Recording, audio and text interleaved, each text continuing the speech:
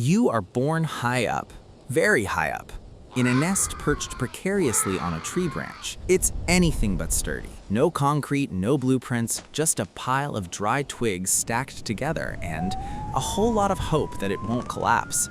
But to your parents, this is clearly a luxury penthouse.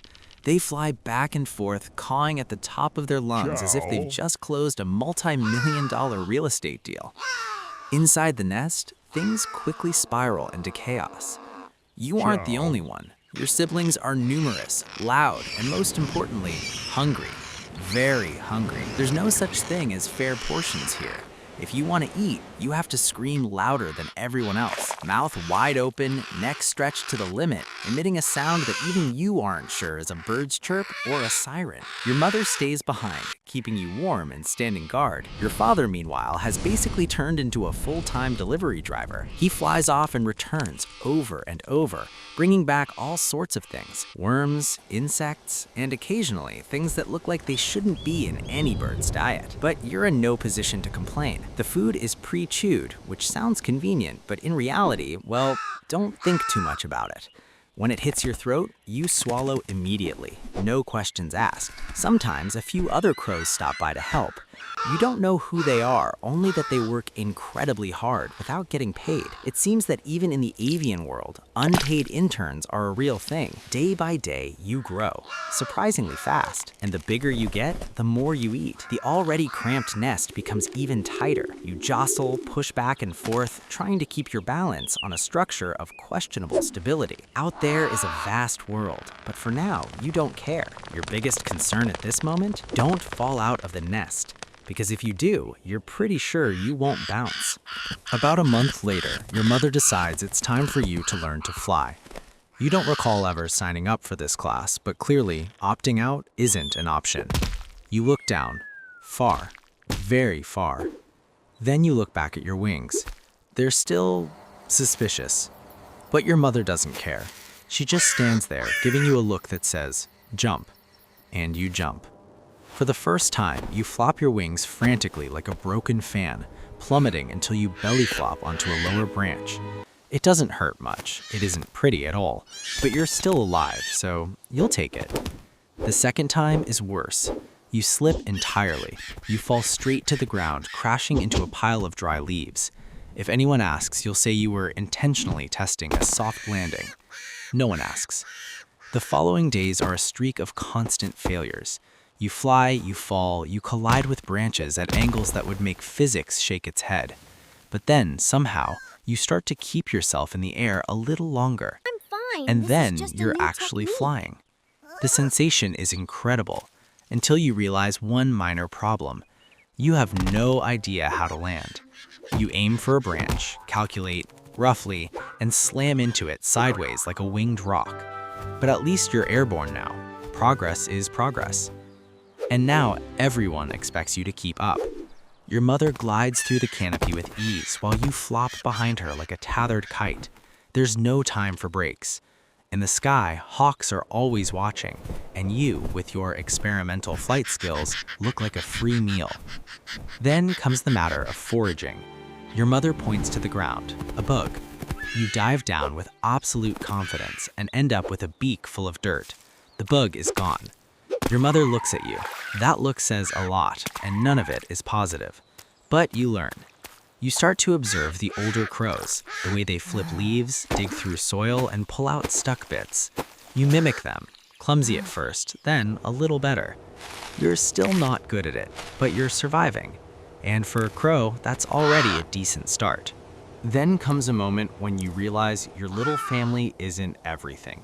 Out there is a whole crowd. They call it a murder, a flock of crows. It sounds a bit dramatic, but the first time you see them, you'll understand why. Dozens of them gathered on trees, rooftops, and power lines, cawing incessantly like a meeting where no one is willing to shut up.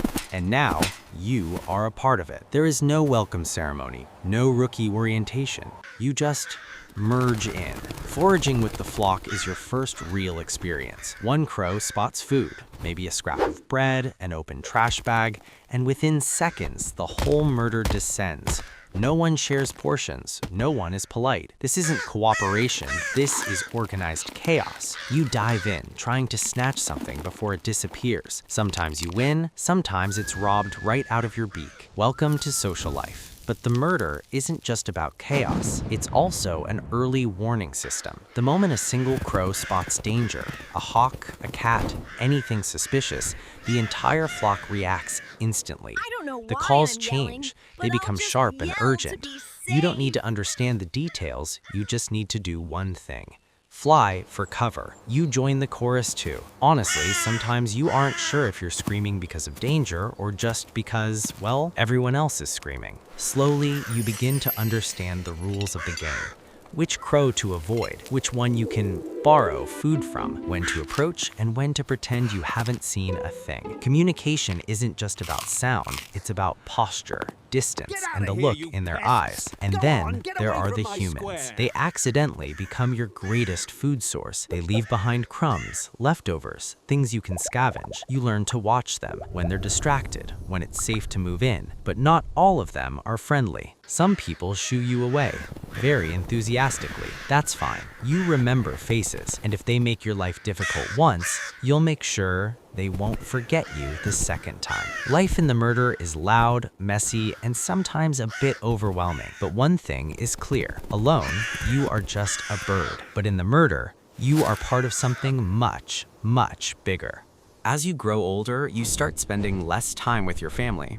It's not that you don't like them, you just have your own business to attend to. A very distinct feeling emerges, a desire to be your own boss. And so you begin your life of independence. Foraging is no longer a group activity. You fly further, scout new territories, and test the limits of your skills. Some days you get lucky.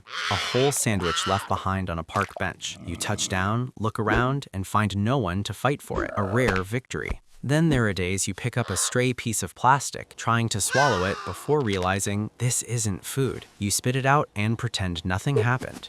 No one saw. Hopefully. Independence sounds great, but it comes with a minor catch. There's no one left to watch your back. Everything now depends on you. Every rustle in the grass, every passing shadow. You have to pause, observe, and react fast enough. Most of the time you manage, but there are moments where you barely make it. Like the time the fox appeared. It lunged from the bushes, swift and silent. You flapped your wings frantically, taking off just as its teeth nearly grazed your tail. You let out a cry. A sharp, piercing alarm. And then, as if out of thin air, the murder appears. They dive bomb, taking turns harassing the fox, forcing it to retreat. You join in, swooping low enough to startle it. Finally, it bolts. You perch on a branch, heart racing. Being alone is dangerous, but you're not entirely alone. Then, spring arrives. You start noticing other crows in a different way. Finding a mate isn't a race. You need to impress. You soar, showing off your best aerial acrobatics, or at least what you think looks good. You call out, more confident than usual. And most importantly, you share your food. Finally, one of them agrees. There's no grand ceremony. Just preening each other's feathers and exchanging food. That's enough. The two of you start building a nest. More twigs, more moss, more of whatever looks usable. There are a few minor disagreements. You think this branch is fine, she doesn't. But after all that, the nest is finished. It's not pretty, but it's sturdier than you remember. Then the eggs appear. She stays behind to brood. And you return to being a full-time delivery driver, flying out, flying back, bringing food, and keeping a lookout for anything with teeth or claws. A few weeks later, the eggs hatch. Small, noisy balls of fluff. Mouths Screech. wide open, demanding food. Sound familiar? Now you're standing on the other side. You forage, you feed Feed them, me. you watch them scream and jostle each other, so and you this is realize what it's something. like. They were you not that long ago. The loop is complete, and you are starting all over again. You're perched on a branch, doing exactly what you've always done. Observing, resting, perhaps wondering where the next meal will come from. Everything is normal until it isn't. A shadow flickers. No alarm, no signal, no time to think. The hawk strikes. Swift, precise, flawless. You don't even have time to process what's happening before you're knocked off your perch. Your body falls, heavy and straight, like a stone. No final flop of the wings, no second chances, just the end. A moment later, a human walks by. They see you lying there. They stop, they lean down, they tilt their head as if trying to understand what happened. Maybe they touch you gently, maybe they say something, but you're no longer there to hear it. On the branches above, your murder is watching. They saw you die. They saw the human standing over you. And for them, that's enough. No investigation, no analysis, just one simple conclusion. That person killed you. From that day on, that human knows no peace. Every time they appear, the sky immediately erupts in noise. The caws ring out, sharp and jarring. Black shadows circle their head, swooping low enough to make them flinch. No physical harm, just enough to serve as a reminder, time and time again. The human doesn't understand why, but the murder understands perfectly. You might be gone, but you are not forgotten. You are still there, in the way they signal danger, in the habits you once learned and repeated, and in the grudge they now carry. The life of a crow is never easy. It's loud, it's dangerous, and the end often comes far too soon. But at least you didn't disappear for nothing.